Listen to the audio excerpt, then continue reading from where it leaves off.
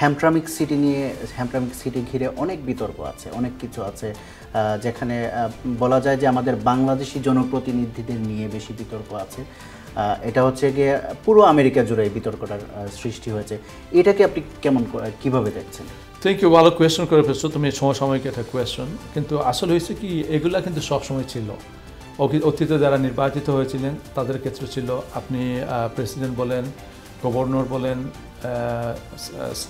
State representative বলেন, senator, Congress, সবার মধ্যে কিন্তু এগুলো আসে। ইলেকশন আসলেই সবসময় এগুলো আসে, এলিগেশন আসে।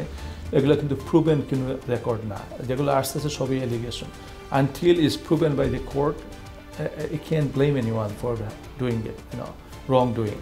এগুলো হচ্ছে সবই অ্যালিগেশন। তো এই অ্যালিগেশনগুলো হয়তো আমাদের বাংলাদেশের ক্ষেত্রে কিছুটা এসেছে, সবগুলো যে ট্রুথ আমি বলবো না, এবং কিছু কিছু জিনিস যেটা আপনারা দেখেছেন মিথ্যা প্রমাণিত হয়েছে কোর্টের মাধ্যমে। সো যখন এগুলো কোর্টে বাকিগুলো আসবে হয়তো পর্যায়ক্রমে এগুলো এরকমই হবে। আর এই মুহূর্তে আমি এটা নিয়ে বেশি মন্তব্য করতে চাই।